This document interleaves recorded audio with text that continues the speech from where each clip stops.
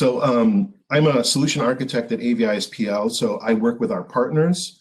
I work with the solutions and make sure that we vet them internally to make sure that these are presentable, that they're user-friendly, that there's support in place so that when we offer them to our clients, they're ready to go, and as well as hardware. So we monitor all those things. We're always evaluating.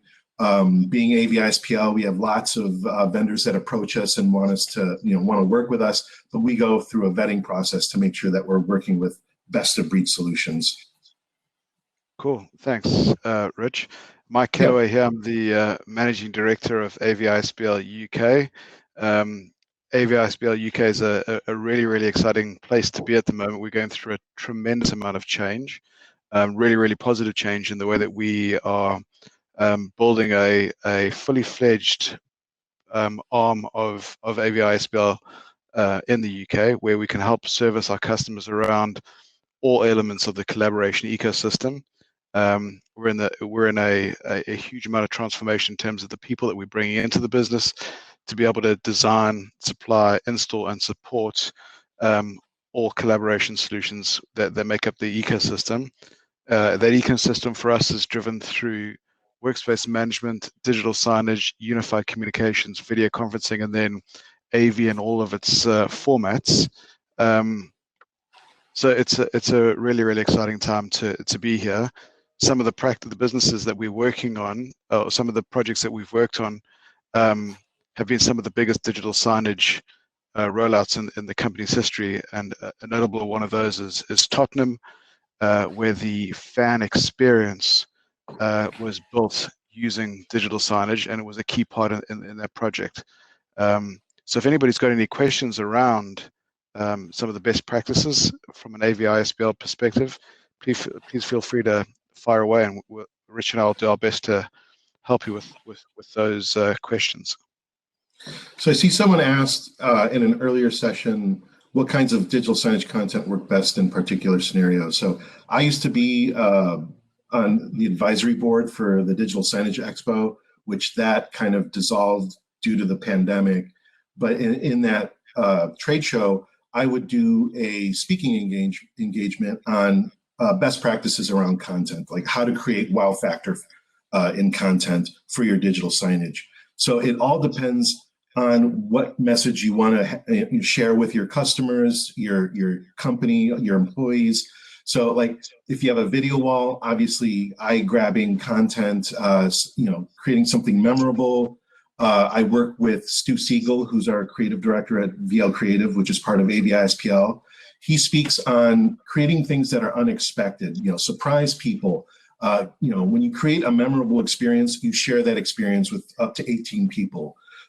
So there's analytics on creating these memorable experiences, and then through word of mouth, more people learn about it. So like Comcast headquarters, and I think it's either Philadelphia or San Francisco, they have this massive video wall where they have events where, like, especially around the holidays, they play this video that lasts several minutes, and people purposely go there to watch this. They take time out of their day to visit, to watch and experience this. So again, less is more when it comes to corporate messaging.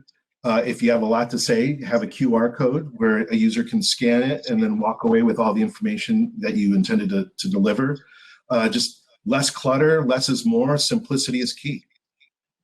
Hey, Rich, I've got a question for you. So where do you think corporate digital signage is going to go, especially with the return to office being a big thing moving forward? Do you think, is it going to be primarily used around directing people, keeping people socially distanced? Do you think it's going to spill into things like being able to push messaging down to devices and things like that? Where do you see it going? So that's a good question. There's lots of ways you can approach that. You can have best practices on staying healthy, socially distanced, maybe letting people know where hand sanitizing stations are, things like that. But especially like we have customers asking us, we want to have like a wayfinder when you walk into the building so you can reserve your desk and you can do this with your mobile phone. So you're not touching anything. So you can scan it and book your meeting room or a cubicle for the remainder of the day.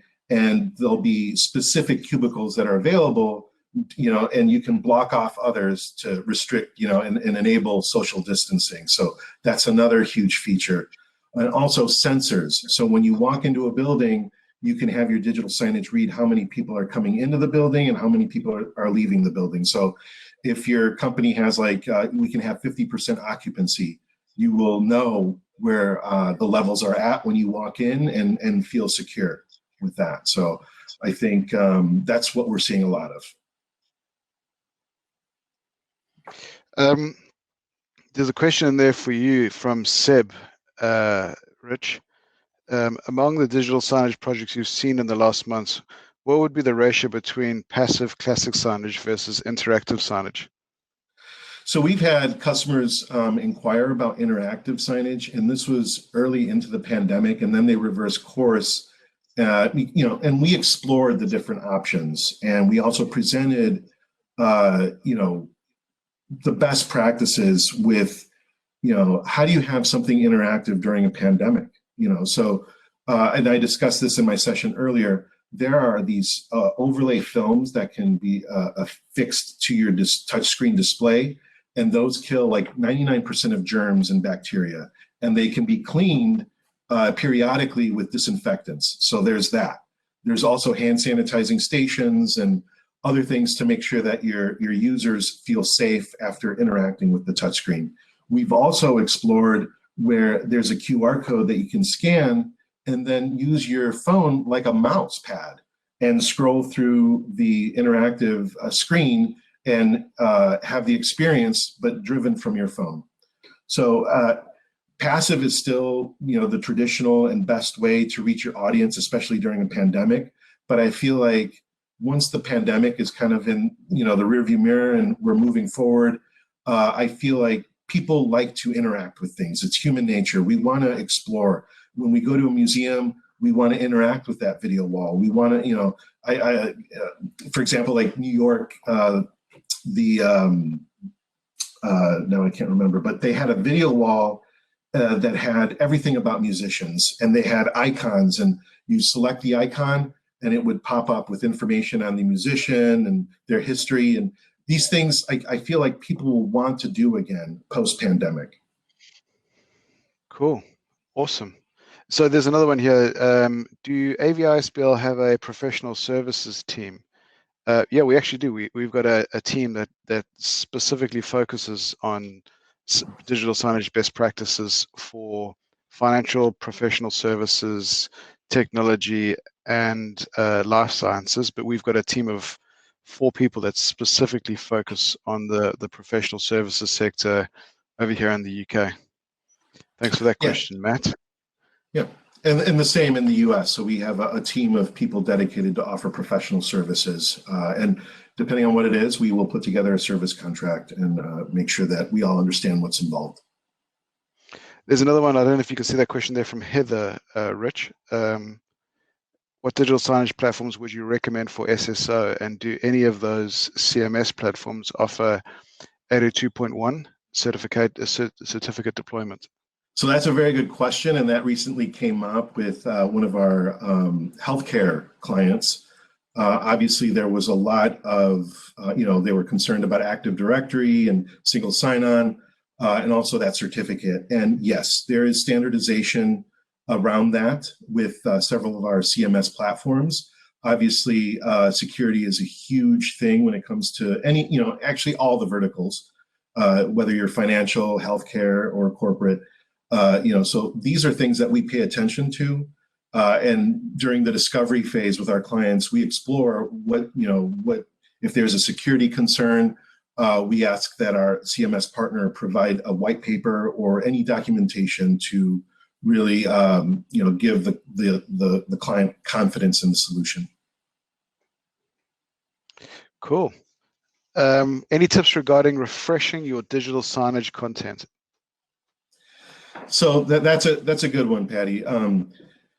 What we do when we meet with our clients is that 2 weeks is probably a good point to refresh your content. I've seen signage stay on there for months, and for me, if you don't see anything new, it becomes a blind spot. You just walk past it. There's nothing new. Why look at it?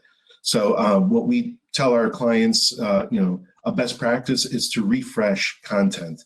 And another best practice is to ensure that you're reaching out to all the departments in your company, because content isn't easily created.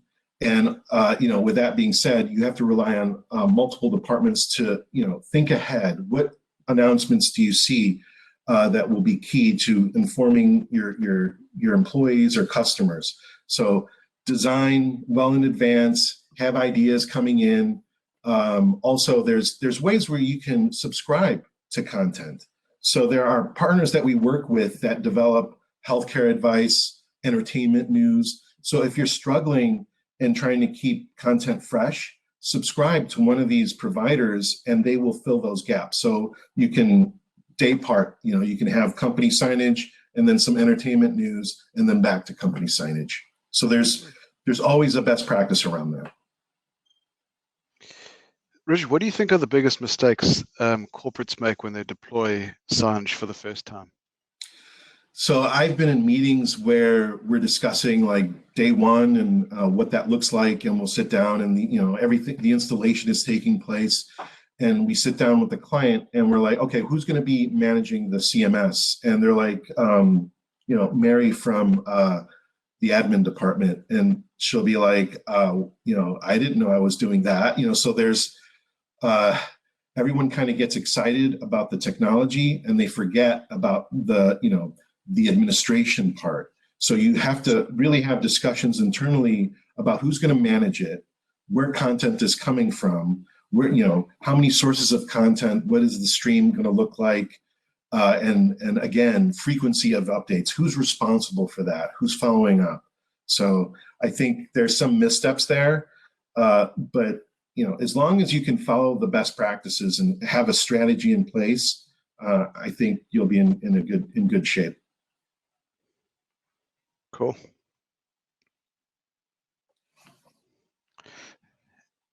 Any other questions from anybody else out there?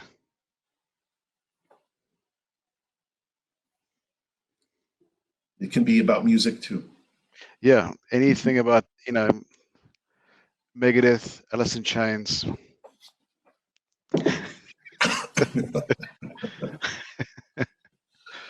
That's funny.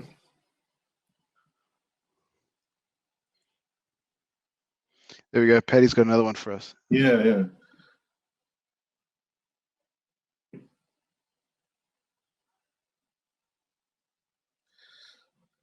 So that's a good question. I've seen 3D TVs, and we really looked into that. But as far as your question on, it's all on perspective, and I feel like larger screens will enable that that effect that you're describing there, which is where content seems to be jumping out of the screen.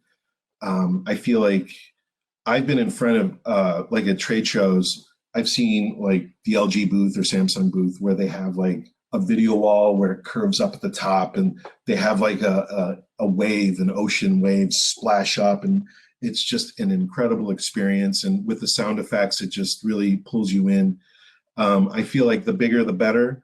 But when it comes to like 3D TVs, I think you have to be standing in a specific area to really experience the 3D effect, where something is really like popped off the screen. Just like when Nintendo released the 3DS, you kind of have to position your head a certain way to really get the 3D effect.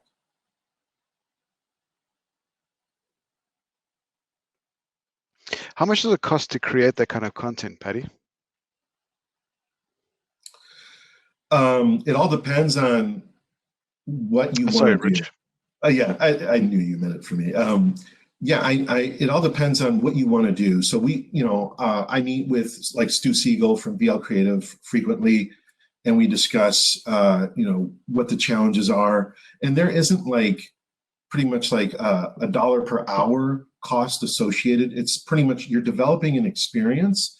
And within that experience, of course, there's going to be some back and forth. So it's like, what is the ultimate vision?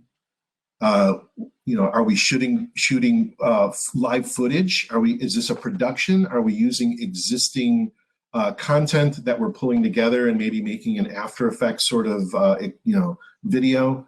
So it needs to be explored, and based on the number, how much time will be involved to produce something that the customer is envisioning, that will ultimately lead to the cost. So it can be a low cost, for something simple, and then if you're doing live production, storyboard, writing, and everything else, it could be, it could go up there, but you'll be delivered a really good experience.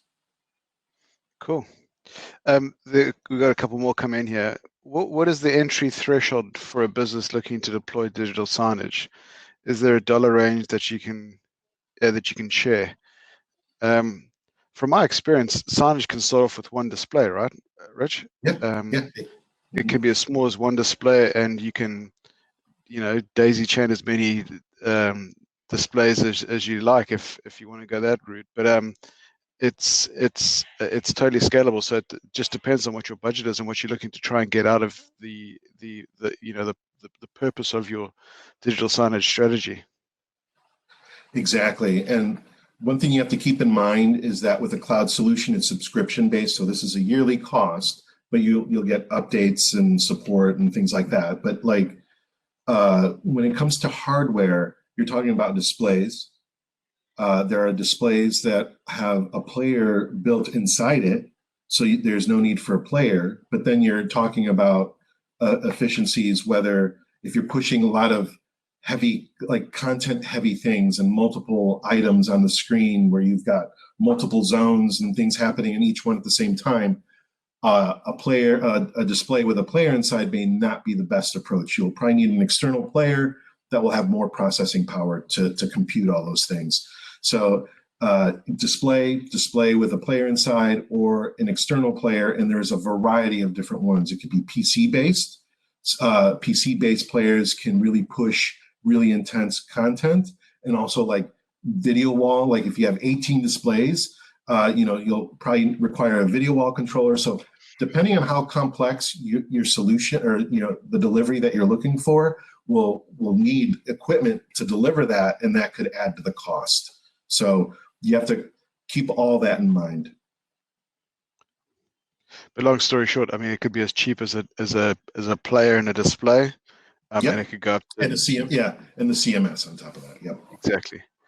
We got another one here, and I really like this question from Patrick. Thanks for that, Patrick. What would you say the key essence to gain your customers' attention using signages?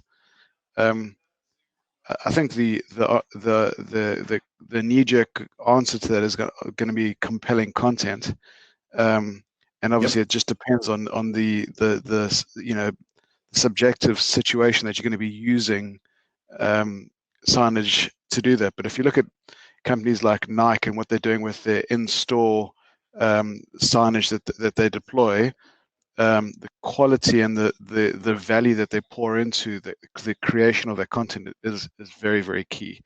So I think it's going to be down to the content that you put up on those displays. Yeah, you totally nailed it. It's if you have static signage versus motion video, what are you going to look at? So motion video will always win. 10 out of 10 times. People will want to see it, and if it's a video, videos tend to tell a story, so people will watch that. Cool. So that's a very good question. Do you recommend clients establish an ongoing budget once you have a system deployed, or do you need to continue invest in order to get the best return on investment? So once you have a solution deployed, it's really just license renewals, things like that. And again, if you have a team that develops content, it's just finding that resource, and having that content refreshed on your screen. Also, if you subscribe to external resources for content, there's also that. So, but ROI, when you're talking about digital signage, what is my ROI? It's really who is your audience? Are they learning? from the digital signage? Are you pushing, what kind of communication are you pushing? Are they learning from that? So that is ROI right there. You can also create signage that has a call to action, whether it's to download a PDF or visit a website. You can measure those things. So there's ROI right there. So I think that really speaks volumes. Cool. This is also a very topical one here. What do you think of using Microsoft Teams, Slack, or Webex Teams to create / upload content for signage? Especially with obviously the high adoption of Teams and all the other unified communication platforms that are out there. Yeah, that's another good question. So we've seen, like I spoke in the earlier session about how you can push digital signage to remote workers, to their desktop. So the same can be done with those apps. So you can push valuable communication, whether it's best practices, company announcements, all sorts of things to your remote workforce. And using these tools, it can reach them on their mobile phone, just like you were saying. Their mobile devices will have these alerts and you can see it, and then that your remote audience will be seeing this information. So those are all key.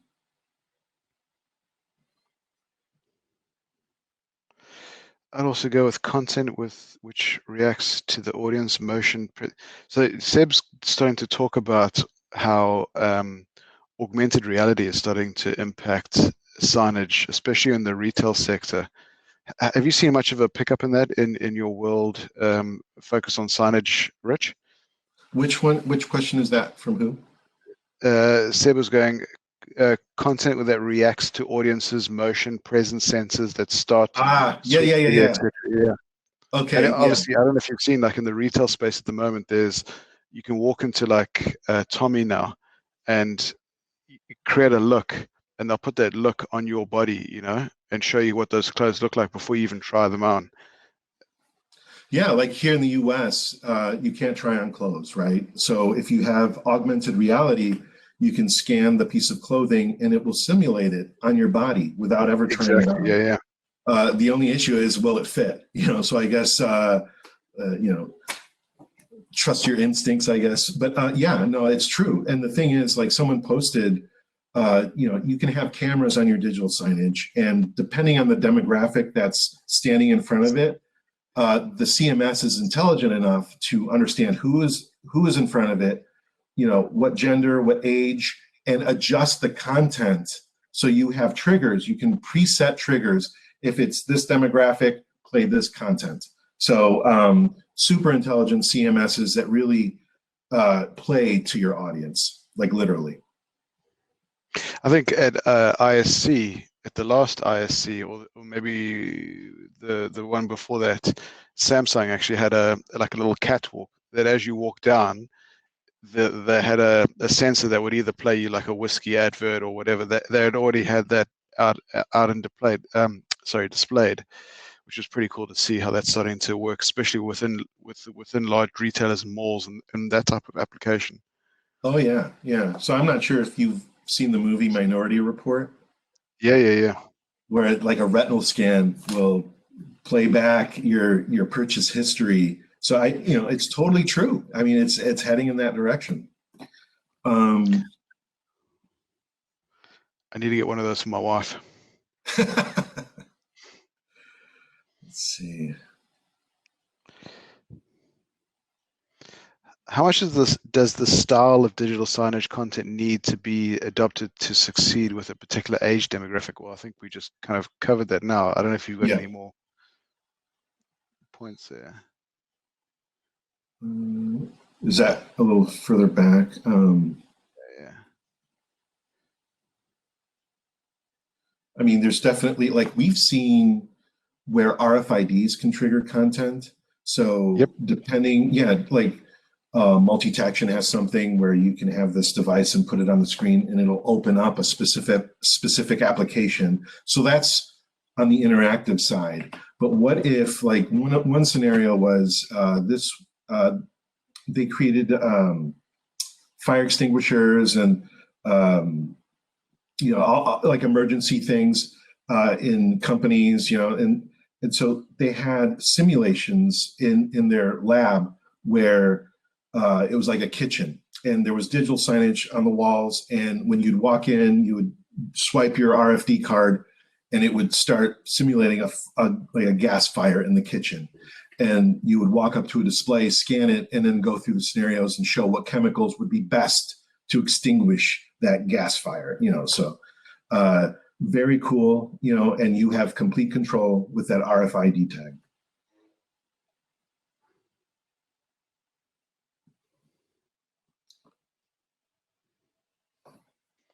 Do you think holographic projection Star Wars will ever be able to replace physical screen installations? It's coming. I believe it. I believe that. Yeah.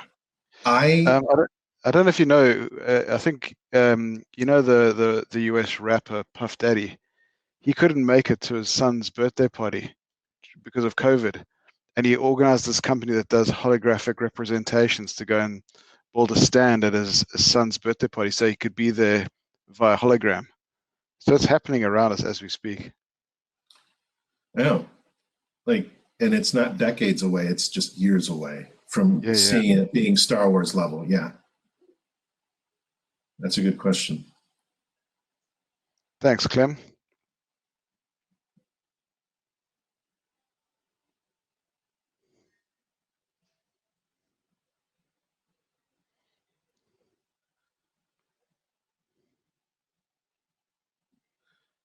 I know that there was a retail store, I want to say it was Nike. They had a hologram of a runner in their window. So when the stores closed, there was a guy like running in place, and it almost looked real. It seriously almost looked, yeah. No worries, that's pretty cool. Yeah.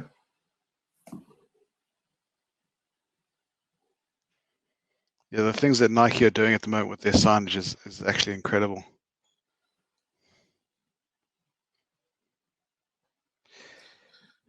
Yeah, we did one of their flagship stores, and there was a treadmill that you could try on a pair of shoes and run on the treadmill, and there was a video wall, so you could select, urban, country, whatever sort of field, and it would simulate like you running in a neighborhood. So that was pretty cool.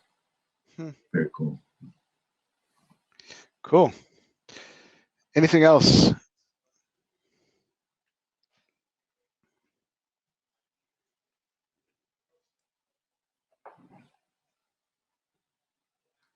So there's another one in here from Heather. Thanks, Heather. What has been the biggest change in signage over the last 10 years? And where do you see us in 5 to 10 years from now?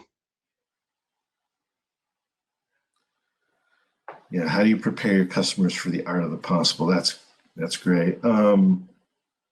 So I started at AVI-SPL in 2011, and we were basically doing static signage.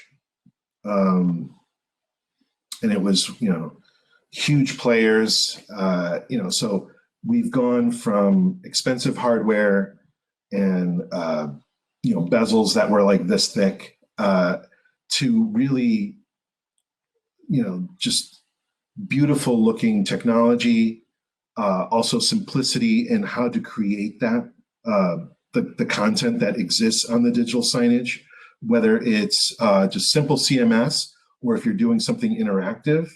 So we're seeing that evolve from just a static wayfinder to a true experience. You can create these interactive experiences on the display, and then like I mentioned in the call or the seminar earlier, the panel, you can have sensors, you can have beacons, you can have QR codes, you can drive the digital signage interactive experience from your phone, you can hot desk, the list goes on. And and in the future, I feel like things will become even,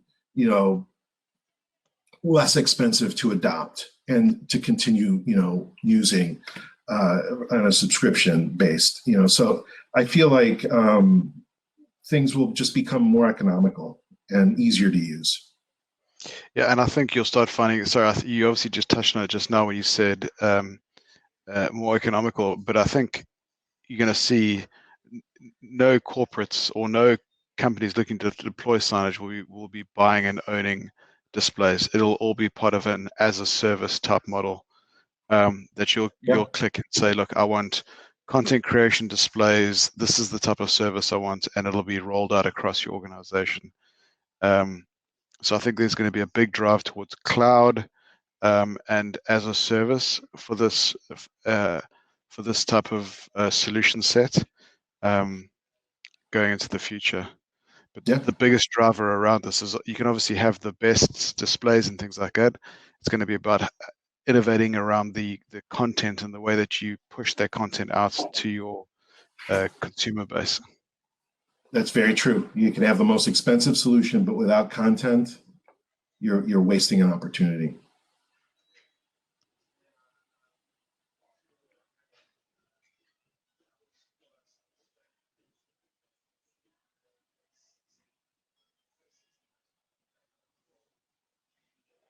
Yeah, you're right.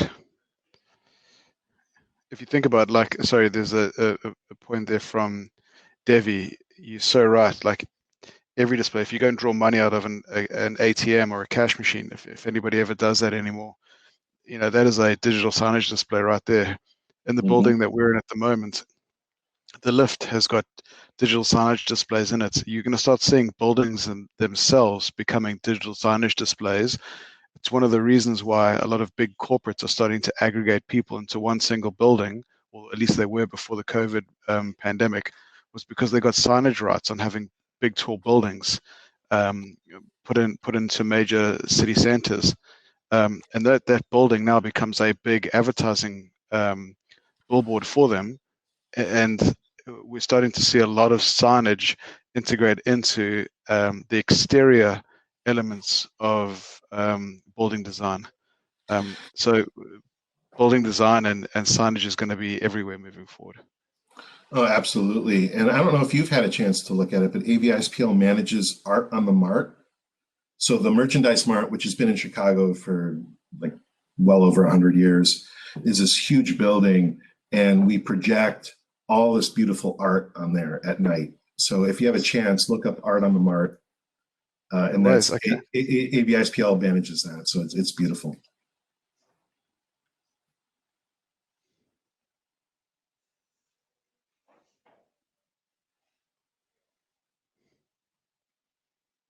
Any more questions? Yeah. Still 21 people here. Surely somebody's got a question for us.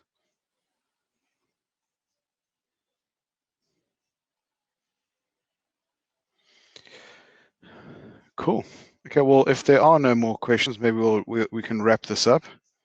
Rich, have you got any closing statements or anything else you'd like to wrap up with? Oh, there we go. Seb's got one. Oh, here we go. Okay. Cool. Thanks, The Seb. name kind of rings a bell. I'll look him up. But yeah, no, I think this is great. I love digital signage. If you have any questions, please reach out. I'll be happy to help. Cool. And the same from us over here in the UK. If anybody has any requirements and needs any help with their signage needs, please reach out. We'd love to help you out. Cool. Cheers, guys. All right, take care. Thank you. Thanks, Patty. Bye. Bye. Cheers, Patty. Bye.